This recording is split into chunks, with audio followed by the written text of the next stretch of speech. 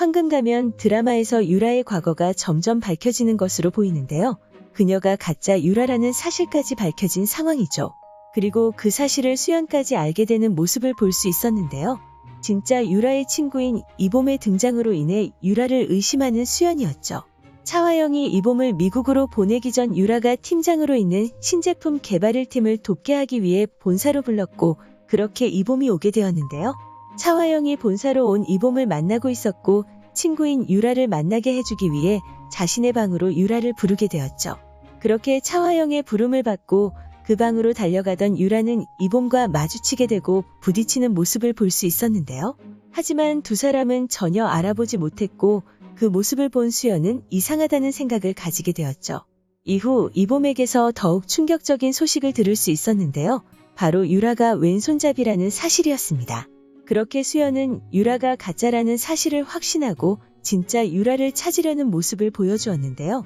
자신의 SNS에 진짜 유라를 찾는다는 글을 올린 것으로 보이는 수연에게 한 통의 제보가 들어왔고, 진짜 유라를 안다는 친구가 대가를 지불한다면 증거를 주겠다 말했죠. 그리고 그 친구는 이봄과 다르게 아직까지도 진짜 유라를 만나고 있다는 사실을 알 수 있었습니다. 그렇게 조만간 유라의 진짜 정체가 수연으로 인해 밝혀지지 않을까라는 생각이 드는데요. 위기를 맞이할 유라에게 하나의 시련이 더 찾아올 것으로 보입니다.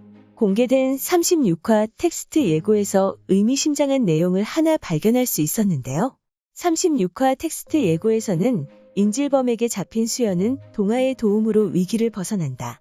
한편 유라는 발신자를 알 수 없는 문자를 받게 되는데라고 나와 있었는데요. 그렇게 텍스트 예고에서 수연이 무사히 풀려났다는 사실을 알 수 있었고, 그 장면은 공개된 예고 영상에서도 볼 수 있었죠. 하지만 유라에게 발신자를 알 수 없는 문자가 온다는 내용은 예고에서 따로 비춰지지 않았는데요. 아마도 유라에게 발신자를 숨기고 문자를 보낸 인물은 그녀가 죽인 것으로 알고 있는 전 남자친구가 아닐까 생각됩니다. 이전 진우를 유혹하는 유라에게 어떤 의문의 남자가 등장하여 그녀의 곁을 맴돌았는데요. 이후 유라를 찾아온 그 의문의 남자가 유라의 전 남자친구라는 사실을 알 수 있었죠. 그리고 예전에 찍은 침대에 함께 누워있는 사진을 이용해 그녀를 협박하는 모습을 볼 수 있었습니다. 그런 그에게 돈을 주며 입을 막은 유라였는데요. 하지만 그를 이용해 자신의 계획을 실행하는 유라의 모습도 함께 볼 수 있었죠. 그리고 태훈의 자백으로 인해 유대성이 차화영을 찾아오게 되었고, 난감해진 차화영은 유라에게 유대성을 처리하라고 지시했는데요.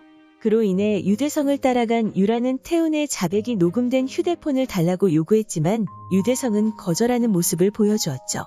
이후 결국 유대성을 계단에서 밀어 혼수 상태로 만든 유라였는데요.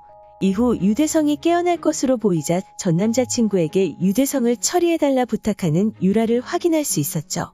그리고 이후 유라와 진우의 상견례가 시작되었고, 그 장소를 찾아온 전 남자친구를 볼 수 있었는데요. 유라가 선물로 준비한 그림을 들고 등장한 그는 유라에게 집을 구경시켜달라며 그녀를 따로 불러내는 모습을 확인할 수 있었습니다. 그렇게 유라를 불러낸 전 남자친구는 자신이 사람까지 죽였다며 그녀에게 더 많은 돈을 요구했었는데요. 이후 돈을 주겠다는 유라에게 밤을 함께 보내자고 말하는 전 남자친구였고, 유라는 그와 낚시터에서 만나게 되었었죠. 그리고 약을 탄 커피를 건네며 결국에는 낚시터로 밀어버려 그를 죽음으로 몰고 간 유라였습니다. 하지만 텍스트 예고에서 볼 수 있었듯이 그가 돌아올 것으로 보입니다. 그리고 이번에도 다른 인물이 아닌 돌아온 그가 유라를 협박하는 것으로 보이는데요. 과연 그의 협박 문자에 유라는 어떤 반응을 보여주게 될까요? 오늘 준비한 영상은 여기까지입니다. 시청해주셔서 감사합니다.